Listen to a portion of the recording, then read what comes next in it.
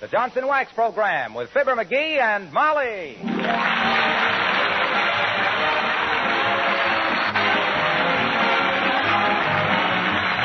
The makers of Johnson's Wax products for home and industry present Fibber McGee and Molly, written by Don Quinn and Phil Leslie, with music by the King's Men and Billy Mills Orchestra.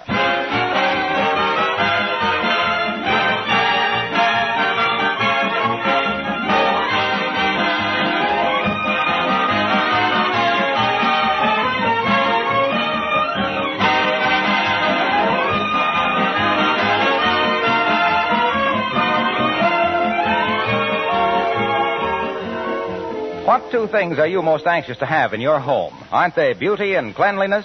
Well, think for a moment how easily and inexpensively you can have both beauty and cleanliness just with an occasional application of genuine Johnson's Wax to your floors, furniture, and woodwork. A rich, mellow, polished wax surface is a thing of beauty in itself. The wax brings out the grain and beauty of the wood. It adds a soft luster to leather, linoleum, and metal surfaces. And, of course, this tough wax film protects these surfaces against wear, dirt, and moisture. Dust and dirt do not adhere readily to a wax-polished surface. So cleaning is not only easier, but a waxed home is actually cleaner and more sanitary. Johnson's Wax is of the very finest quality and long-wearing. The cost is really very little. So why not practice protective housekeeping in your home with genuine Johnson's Wax? Dealers everywhere carry it.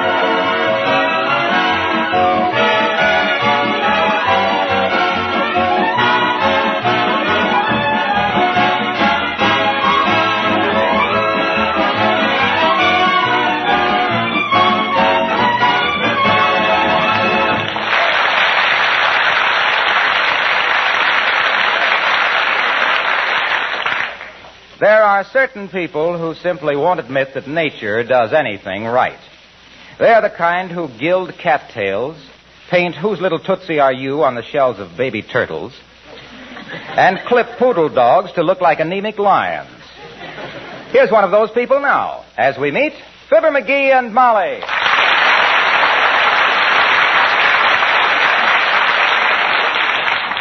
Hey, Fred, how much you charge me to paint this Christmas tree white? Why do you want it white, McGee? What do you mean, why do I want it white? You got 100 trees in this lot you've painted white. Yeah, and I think they're horrible. What? Some people like them that way. Never mind the artistic comment, Fred. How much? $10. $10? To spray a little white paint on this half-pint tree? Who do you think you are, Rembrandt? Looky here. Maybe you didn't understand, Fritz. I want this tree painted white, not gold-plated. $10. You're a pirate, and I'll bet you've made $200 already today. You're a cheapskate, and I've made $340. You're a robber, and you want to sell a half interest in this joint? You're a stoop, and I wouldn't sell my own mother a half interest. You're a low-down no-good.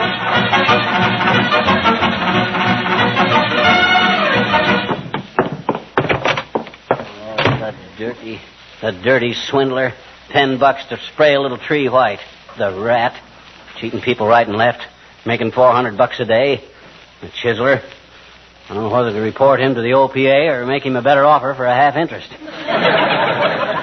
Low-down chiseler. What's the matter, McGee? This time. It's that guy, Fred Corrigan, that runs the Christmas tree lot at 14th and Oak. That dirty pine broker. Wanted to charge me $10 to paint our Christmas tree white. Well, that does seem a little high, dearie. But think of the work there is to it. Putting all those needles back on after the paint dries.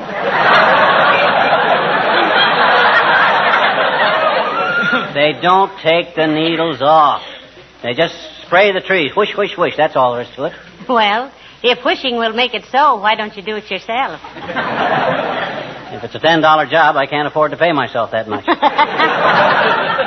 Besides, I haven't got a paint spray, so...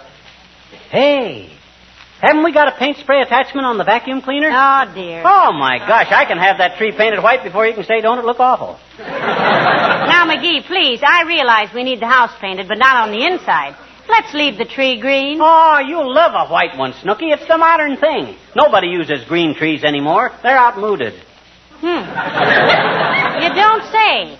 Well, tell me, Salvador. What color snow are people using this year? Chartreuse? No kidding, Molly. White Christmas trees are all the rage. Everybody. They must be. They throw me into one. Now, look, sweetheart, just put the tree up and trim it. I love a green Christmas tree. Don't you, Alice? Don't I what, Mrs. McGee? Look, Molly, I'll put it up to Alice fair and square. and let her give an opinion. Here's the proposition, kid. If you were going to have a Christmas tree, which would you rather have? A dusty, drab, dirty old green one or a bright, snappy, glistening white one? Which, Alice? Mistletoe. Mistletoe. What an answer. Well, jeepers, don't you like to hang up a little bouquet of mistletoe, Mr. McGee? Oh, he's too shy, Alice. I am not shy. What good is mistletoe? Catch somebody under it, and it's either somebody you can kiss anyway, like your wife, or you get a slap in the chops before you can point up to it. Mistletoe, bah. That's just poison ivy with berries.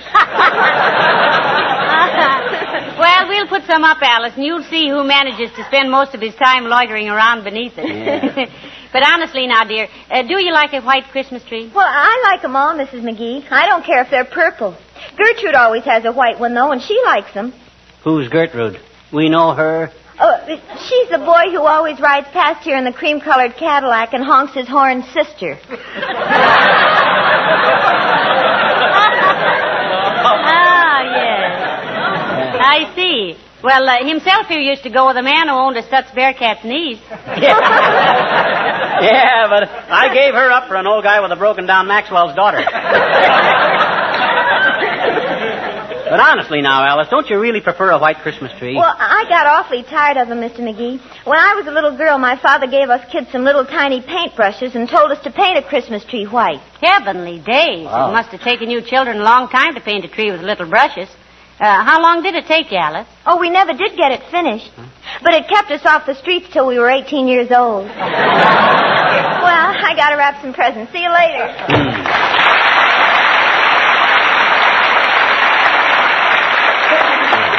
Bright kid. How all that lovely golden hair can grow out of that solid bone, I'll never know. Oh, she's awfully sweet, though, McGee. There isn't a mean thought in Alice's head. No, nor any other kind. Well, this ain't getting my tree sprayed. Where'd you leave the tree, dearie? Out in front. I can attach the vacuum cleaner cord from the porch light. Now, let me see if I get the... Come in. Oh, hello there, Dr. Gamble. Hello, Molly. How are you today, pantry paunch? Fine, Jumbo, fine. You out spreading a little Christmas cheer, telling your patients you're going to retire? Oh. He's not going to retire for years yet, are you, Doctor? My dear, I will retire on that far distant day when I can write a personal check for $400 and not have the hired help at the Fourth National Bank burst into hysterical laughter. Why, go on, you old miser. You got that much buried under a loose brick in the fireplace right now. Trouble with you is you got more affection for $1 than my wife has for a pound of butter. And that's the love match of the year, Fatso. You have no right to say that, though, McGee. Dr. Gamble does more private charity work than anybody in town. Certainly. I'm a very noble character. When I walk down the street, flowers spring into bloom. Oh. Birds burst into song, and taxicabs honk twice before they try to kill me. Well, I got to run along now. This is my busy season, you know. I suppose the children keep you pretty busy around Christmas time, Doctor, huh? No, it's the so-called grown-ups, my dear. Huh? This is the silly season, when 200-pound men start climbing 49-cent stepladders to wire dime store angels to the tops of $3 Christmas trees and wind up in a $500 plastic hat. Penny-wise and compound fracture foolish. Don't you want to stick around and watch me trim our Christmas tree, Doc? I'm painting it white. Well, you don't have to do that, skipwit. Huh? When I put my gift for you under it, it'll turn white.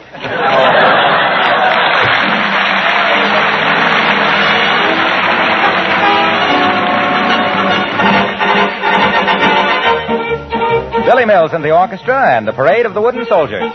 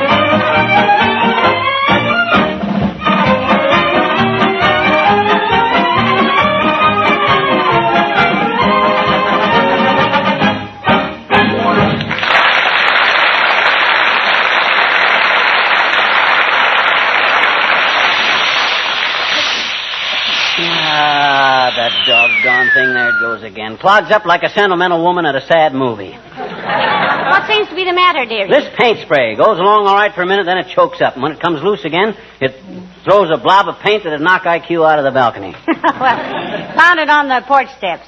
And maybe that'll loosen it up. Okay, I will. There, now try it. Okay. Ah! Oh, heavenly days, McGee, you almost hit me with that. I'm sorry, kiddo. I didn't know it was loaded. Well, here we go. There, now, Dad ratted had done it again. Clogged up. Well, hurry up and get the job finished, McGee. It's colder than a lineman's lunch out here. Well, you go on in the house if you want to. I can handle this all right. No, I've got to stay out here and tell people who you are. Huh? You get a little more of that white paint on you, and they'll think you're a badly constructed snowman. Okay. Ah, that does it. Now, I'll have this tree sprayed before you can What's say... your aim, dearie? Huh? No, you better shut it off. Here comes Mrs. Carstairs. No. Hello there, Mrs. Carstairs. Won't you come in the house and have a slug of tea? No, thank you, my dear. I'm just out walking my Pekingese and must hurry along. What Pekingese, Carsty? I don't see him. Oh, it was too cold for him to come along, Mr. McGee.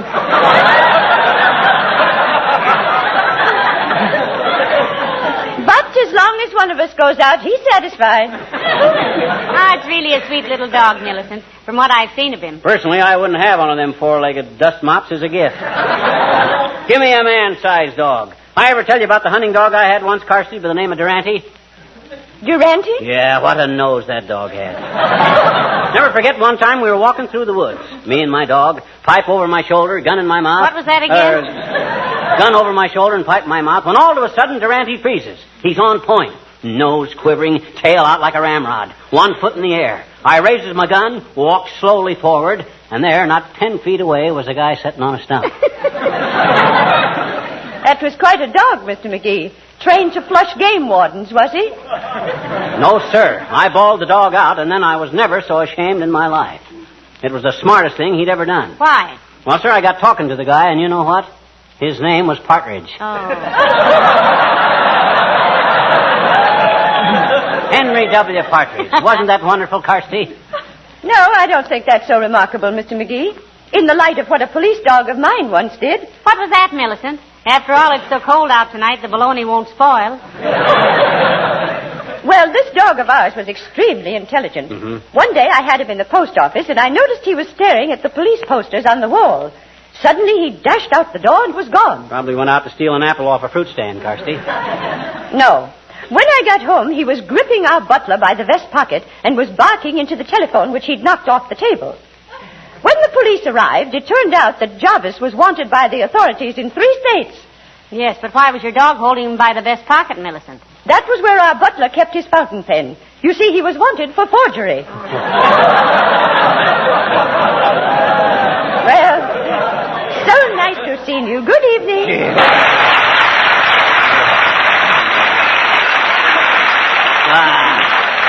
Who does she think she's kidding? I don't believe a word of that stuff. I'll bet she made that whole thing up. Well, never mind her, dearie. Get busy with that paint before it freezes solid, will you? Oh, gee, it might at that. Well, back to work. There she blows. Yeah. Stopped up again, McGee? Yeah, the doggone thing. I only got about a third of this tree sprayed, too. Maybe if... Hey. What? How could Carstairs' dog be gripping the butler by the vest and barking into the phone at the same time?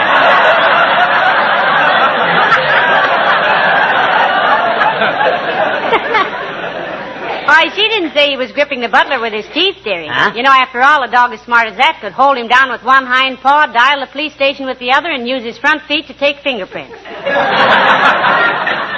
Yeah, maybe, but how she... Oh, well, why should I worry? That's better yet. You're getting more paint on yourself than you are on the tree, McGee. Well, the wind keeps changing. They ought to make these paint sprays with a weather vane on them. Why, George, hip. Oh, dear. In the time you've taken to get this tree a dirty gray, Pet, I could have whitewashed the Kaibab National Forest with a flip gun. Well, doggone it, I don't see... Hello, folks. folks. What's going on here? Hello, Mr. Wilcox. Hi, Junior. Pull up a front step and give yourself a 3-point landing. If you want your Christmas tree painted white, Mr. Wilcox, trot home and get it. Yeah, I won't be out here very long, Junie. As soon as I adjust the nozzle on this paint. Hey, wait a spray, minute, Mac. Do you mean to stand there like a front man for painter's colic and tell me you're actually going to ruin that pretty little tree with white paint? Ruining that refugee from the forest primeval? Despoiling a magnificent evergreen? Ah, skip the dramatics, Junior. We know you memorized Evangeline in high school. And you played the heavy in the Chautauqua Company of Rebecca of Sunnybrook Farm, too, didn't you, Mr. Wilcox? The juvenile lead, if you please. I also had 3 seasons of Shakespeare. A likely story. When you play Shakespeare, son, that's when Othello needs a friend. Everyone in Omaha, I'll have you know, said I was another Barrymore. Why, when I came out in my tights and said, "Oh, what a rogue and peasant slave am I." You can say that again. Now, hush, McGee. I love Shakespeare. Go on, Mr. Wilcox. Is it not monstrous that this player here, seeing a lady forced to menial task and seeing such drudgery, would not then dispense a thing called Johnson's glow coat? Forsooth, a goodly fluid, which spread upon the scullery linoleum would thus eliminate the scrub. No rub, no bump. Just pour it on, and in 1/3 the time it takes for our glass to turn, it dry. If Shakespeare ain't in the public domain, this 2-bit Orson Welles is going to be sued for $9 million. Ah, yes, it dries, and so mirror-like it gleams. The porridge spilled, wiped off, leaves not a single spot.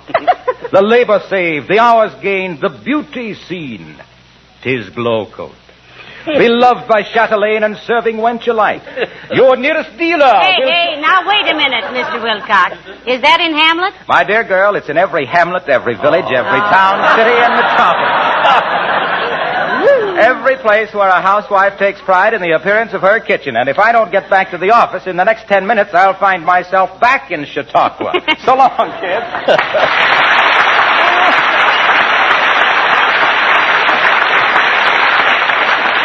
There goes the biggest ham I've seen since Blue Boy went to the state fair. He better be careful or he'll wind up on a platter with an apple in his mouth. Now, but this ain't getting my tree sprayed. Well, hurry up. You almost got it done now. Yeah. Let's see. I get her all loosened up good. Ah, there she goes. Ah, this is the best it's been yet. Yeah. Look how white the tree is getting, Molly. There's one question I'd like to ask you, McGee. Are you sure Don't bother me now, kiddo. I'm doing too good. Hot dog. Ain't that getting beautiful? I finally got this spray gun working perfect. I know, but look, McGee, I've been wanting to ask you if... Waiter, Tootsie, waiter. I'm just about finished now. Just up there a little bit. Oh, gee, I'm through. All done. And believe me, that's the whitest white Christmas tree you'll ever see. Now, won't you admit this is a mighty pretty effect, baby? Yes, if you like that sort of thing. Mm-hmm. Well, I'll go and make some hot coffee, dearie. Okay. McGee, Huh? whose Christmas tree is this on the front porch? Oh, that's the one I bought this morning that I'm going to paint white. What? Oh, my gosh, what tree did I paint? The one that's been growing there in the yard all these years.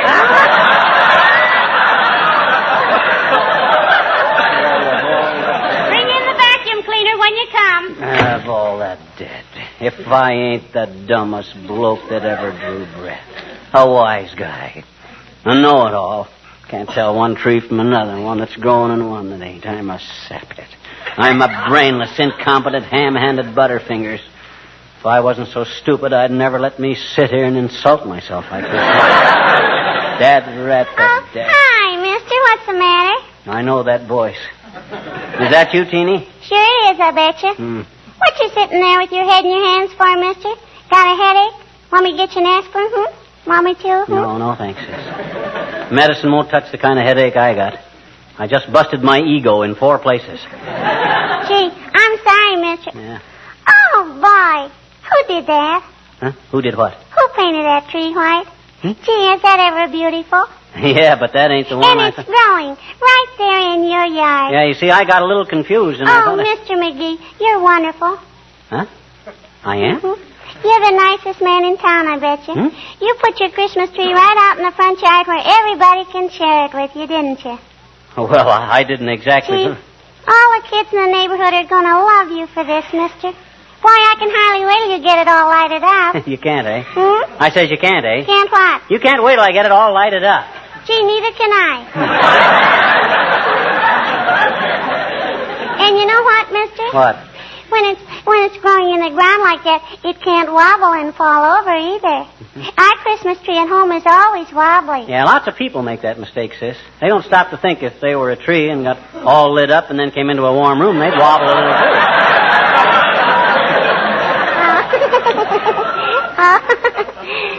Skip it. So you think it looks all right out here in the front yard, huh? Oh, boy. I'll say. Mm-hmm. Now all the little children that haven't got Christmas trees can come and see yours, can't they? Yeah, I kind of plan to get a lot of little bags of candy and stuff and let the kids help themselves Christmas Eve, sis. I just planned that. Think they'd like that? Gee, will they ever? And us kids will sing. Sing what? You know, the song we sing for you every Christmas time. 'Twas the night before Christmas, the one we just recorded. Oh. Would you like to hear it now, mister? Would you? Yes. Yes, I believe I would, sis. Okay. Hey, Kenny, Johnny, Buddy, Randy, come here. He wants to hear it, all right.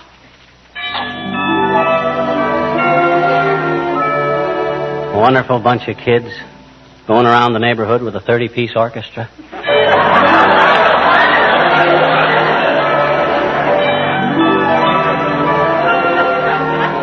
Was the night before Christmas and all through the house not a creature was stirring, not even a mouse. The stockings were hung by the chimney with care, in hope that St. Nicholas soon would be there. The children were nestled all warm in their wee little bed, while visions of sugar plums danced in their wee little heads. Mama in her kerchief and I in my cap had just settled down for a long winter's night.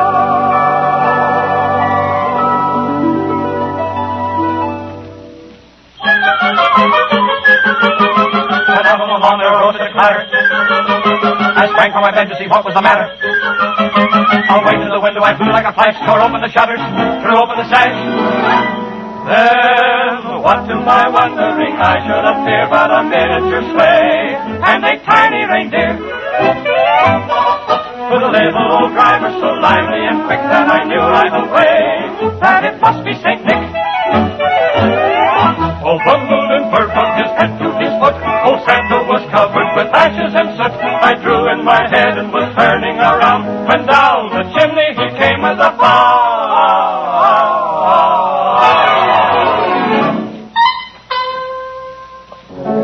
His eyes, how they twinkled. His dimples, how merry. His cheeks were like roses. His nose like a cherry. His droll little mouth was drawn up like a bow. The beard on his chin was as white as the snow. The stump of a little old pipe he held tight in his teeth, and the smoke went around and around and around his head like a wreath. He was so chubby and plump, a right jolly old elf. And I laughed when I saw him in spite of myself. He had a broad face, and a little round belly that shook when he laughed, like a bowl full of jelly. He gave me a wink of his eye and a twist of his head, a chuckle and a smile. I knew all the while I had nothing to dread. He spoke not a word, but went straight to his work and filled all the stockings. Oh, boy. Then turned with a jerk, and laying a finger aside of his nose, and giving a nod up the chimney he rolled. He sprang from his sleigh to his team gave a whistle, and away they all flew like the down of a thistle. But I heard him exclaim as he drove on the side, Merry Christmas to all, and to all, good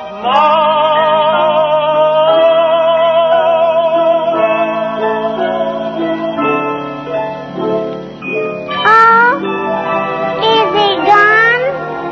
Is the night after Christmas, and all through the house not a creature is stirring, not even a mouse. The presents are scattered and broken, I fear, and St. Nicholas won't come again for a year. The children are nestled all warm in their wee little beds,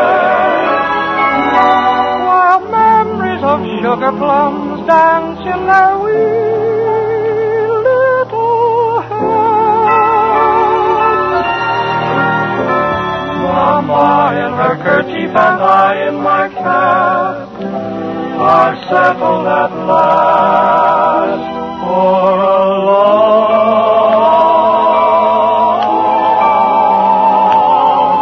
winter's